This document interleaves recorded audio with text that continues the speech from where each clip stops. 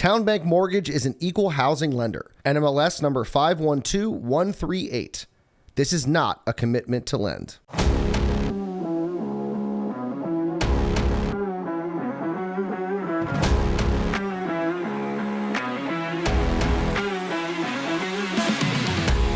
Welcome, everyone, to the January edition of Wilmington's Mortgage News. I, of course, am your host, Tyler Cralle, and with me, as always, is the co-host, David Macaione, sales manager here at TowneBank Mortgage, Eastern North Carolina. And David, thanks for being here. Appreciate it, as always. Good afternoon, Tyler. So, got to get it out of the way. Hello, everyone. Yeah, we gotta do the compliance issues. So, my NMLS number is 2028201.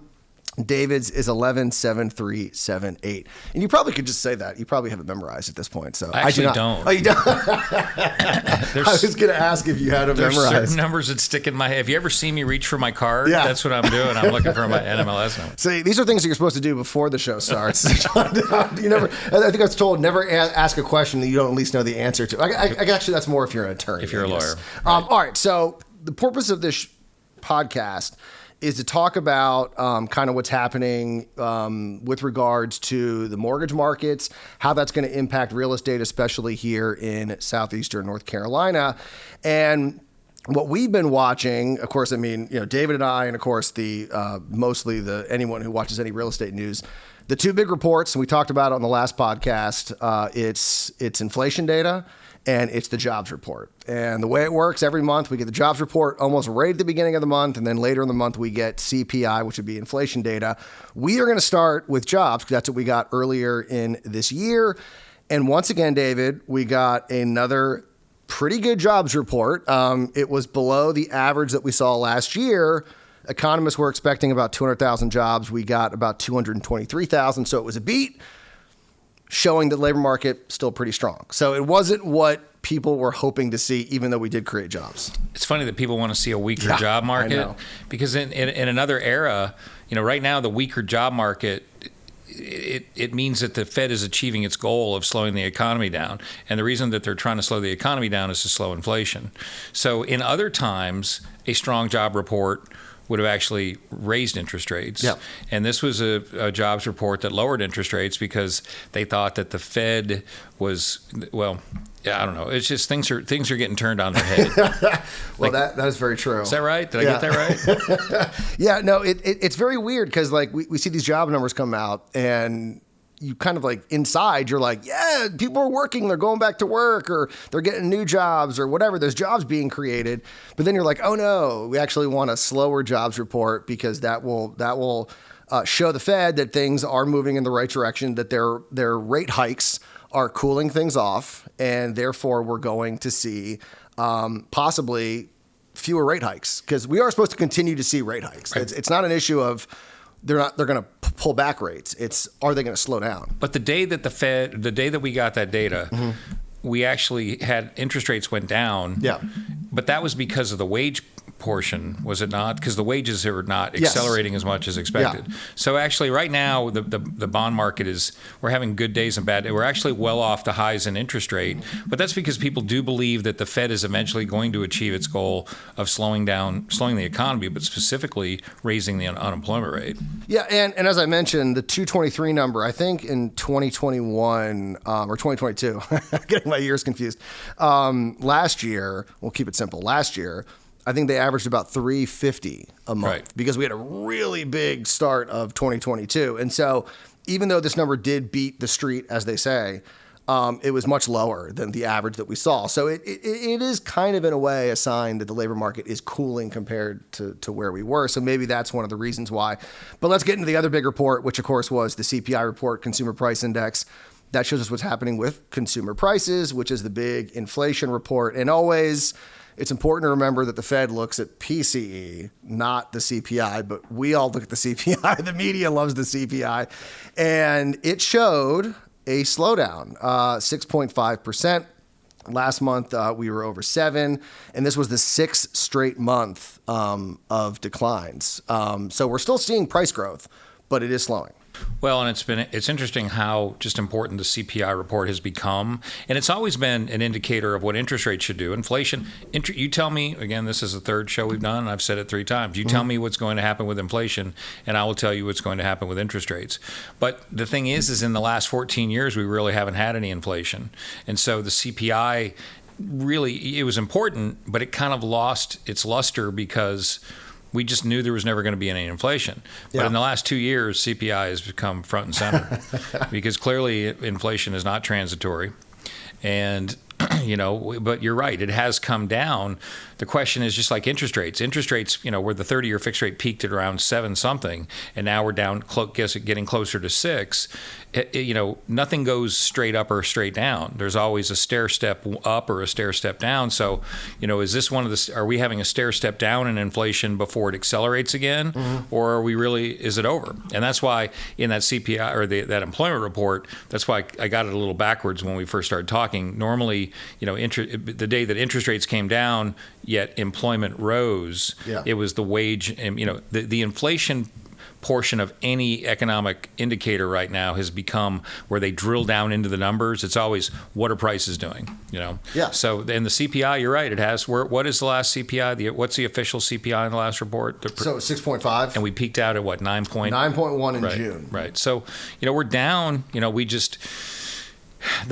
Everybody believes that the Fed is going to pause or do something different, but the Fed has continued to talk about the fact that they're going to continue raising rates, albeit at a slower pace.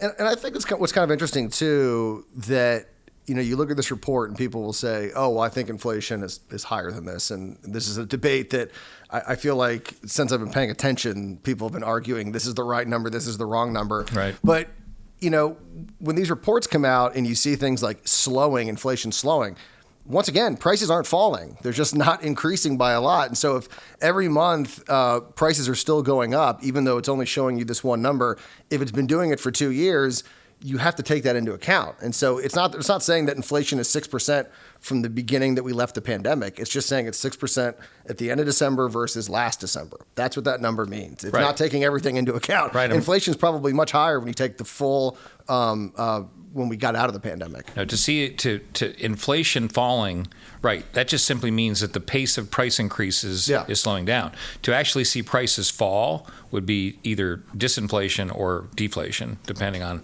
the definition of the two. And we're not seeing deflation. No, there's no question.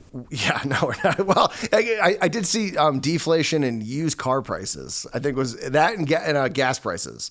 We've actually seen prices fall year over year only because they skyrocketed so much last year. Yeah.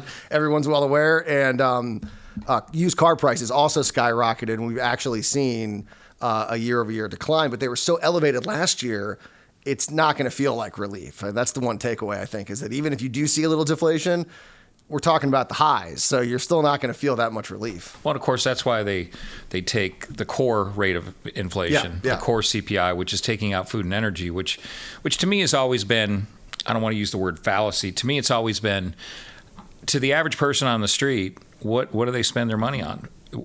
Shelter, food, transportation. And you think about it, to take energy out of the equation in the core rate, how many things do we buy are put on a truck how many times? Like how much fuel did it take to get a bottle of wine from Napa, California to Harris Teeter or the wine store? You think about that. So, but right now people aren't looking at the core, they're looking at the overall rate. And they do look at the core, but the overall rate of inflation is still high. That's why the Fed feels like they need to continue on. Well, that's also one of the other things that's also that I've been hearing a lot about is people are saying, we've looked at what's happening with home prices these last 2 years. Just they've gone up a lot. There's no doubt about that. I think 40% when all is said and done is how much appreciation we saw on average nationally. Right. And you were looking at the CPI data, and the shelter cost, which is what represents rent and housing costs, was up like 3-4%. And so people were like, what's going on here? Well, there's a lag with that number, and now it's finally coming in. And that makes up, I think it's a third of CPI is shelter costs. So what you're saying is new leases being signed have not, meaning you're going to pay more for rent now than you did a year ago. Yeah, rent, buying a house, everything is up because so shelter costs are up. And so now that's coming in. So even if we did actually see deflation with some other aspects of this report, the shelter costs are going to probably offset that, right? And if not more so. And so it's just what complicates kind of these numbers and understanding. And so you'll see less, food costs, but then your rent goes up, or you wouldn't buy a house. And so that's one of the benefits of buying a house and locking in a rate. Right. And of course, to the average American, all they've seen for the last 2 years is that they have less disposable income because they've had to pay more for a house, more for groceries. You and I talk about it, my bag of onions, because I cook a lot. My bag of onions has gone from $1.29 that it was at Harris Teeter for years and years, and now it's at $2.99. And that's not, am I still going to buy the onions at $2.99? Yeah, I need my onions for what I cook. But what's happening is that tells me personally is I think inflation's higher. Yeah. At least at the peak, it's higher than what the numbers say. Now, of course, let's bring this all back to interest rates. That's why interest rates peaked out at 7.5%, and that's why now, because of the fact that we've seen inflation go from 9.1% to 6.5%, you said, that's why interest rates have backed off a little bit, with the hopes that the Fed is going to slow down their rate or stop their rate hikes. They call it the pivot. There are people that are calling for the Fed to stop now.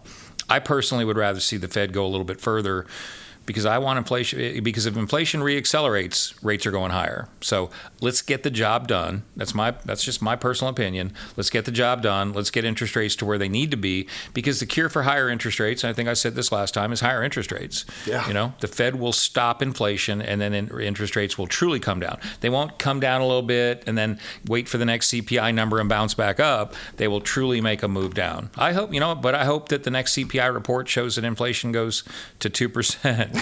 Because then the Fed would be cutting just as fast as they raised. Bullard agrees with you, by the way. About he said that when the CPI report, or I can't remember which report it was, or I'm sorry, it was the PPI, which we'll talk about here in a second. PPI came out this week. Right. And he was like, "Whoa, everyone, we're going to keep raising rates, and I hope we keep raising rates. I hope we don't buckle under this pressure, political pressure, public pressure. We're going to keep moving rates forward."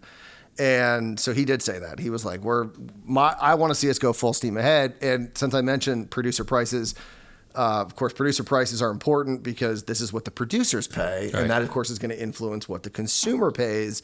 And this was an even better report. The producer price index fell 0.5% in December.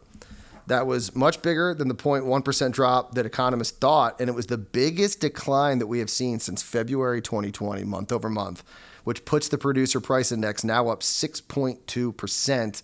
That's a full point lower than where we were in November. Yeah. And so that's what and it's the lowest level that we've seen since March 21. So that's why everyone was like, oh, rates. And then Bullard was like, slow down. Well, what I want to point out about James Bullard is Bullard's a dove. Yeah, he's the guy that was always making excuses to keep interest rates down, and now he wants to raise interest. That's a good thing. I'm glad to see that the Fed isn't making excuses not to raise interest rates. They're not saying, the transitory word is gone. We have inflation, and they jumped on it. They've raised rates 4 times, 0.75%. What'd they do? They went a half, then 4 3/4, yep.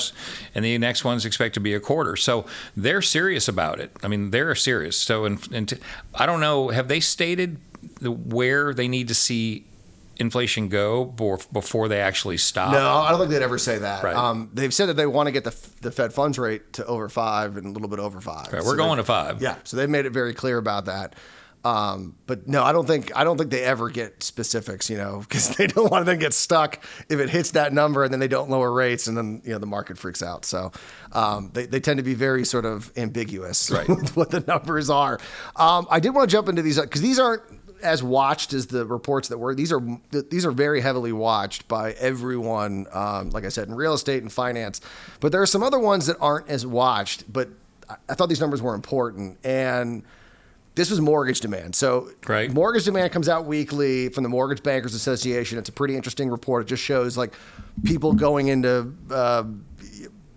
different companies and getting an application. Doesn't mean they're moving any forward. It's just sort of the beginning of getting a mortgage. And all year it was up a little bit, down a lot.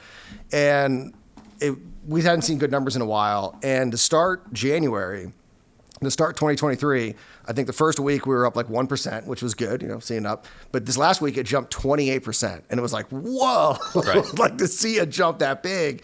And it was funny because you were emailing the team here at TowneBank about a lot of the activity that you saw this weekend. You were getting calls from realtors and some of your partners. And so the last 2 weekends, actually. Yeah. And so to me, I went, because I was actually on Twitter earlier this week, and someone was saying, what do you think the report's going to be? And I said, I got a good feeling. I didn't think it was going to be 28%, but I thought it was going to be a good report. And it was like, okay, here's the evidence that we're seeing the housing market finally, start to maybe kind of get out of the bottom of where we were. Well, how big of an increase is it if I pulled zero credit reports 2 weeks ago and then went to 4? There's no question that the activity, the phones are ringing, and the team has confirmed this. The phones are ringing. I think people needed to get through the holidays. They just didn't want to bother thinking about interest rates. And the bottom line is we know that the demand in at least in North Carolina, the supply and demand imbalance is there. We keep talking about that. We don't have enough houses. There are people that need to buy houses, and they just had to get used to the fact that instead of getting a 3 or 4% mortgage, they're going to get a 6% mortgage. Hopefully, they're going to get to refinance somewhere in the next 2 years. But if they don't, rates keep going higher. They're going to be very happy they bought a house now. Well, I did see someone point out that the best way to get people, 'cause let's face it, for the last decade, we've seen historically low interest rates. Right. We hit a low that probably we'll never see again, during the pandemic. Not in my lifetime. 2-handle is just crazy. And so people got kind of used to that, and they said there's no better way to get people used to the idea of more normalized rates, which is where we were for the majority of this country's existence, than to see rates go to like 7.5 and then kind of come back, and they're slowly making their way back down. And this week we've seen some good rate movement. So it's been an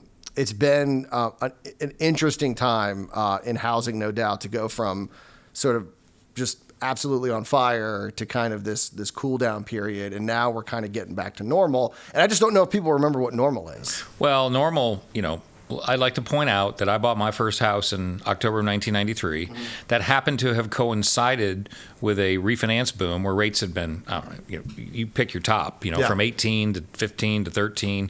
And so at that bottom in October of 93, the 30-year fixed rate bottomed at 6 3/4. So that was the bottom. Hopefully we're going to see interest rates peak somewhere near 6 3/4. We know they peaked, a month and a half, 2 months ago. They were closer to 7. We were in the 7 solidly. Yeah. So hopefully we've seen the top. If we haven't, I think we may retest that top, but it's all in perspective. Interest rates throughout the 90s and the 2000s, we routinely saw 6%.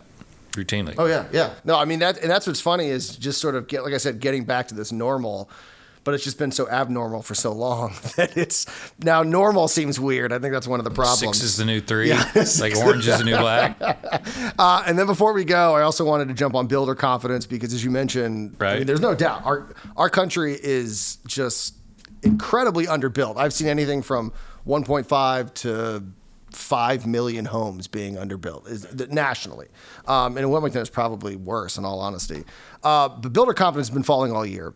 For the first time in, I think this was in over a year, because January is when it started last year, we saw builder confidence jump up. So it's at a low level, but it did move up, and that's a good sign. There's still a lot of building activity in Wilmington. There's no doubt about that.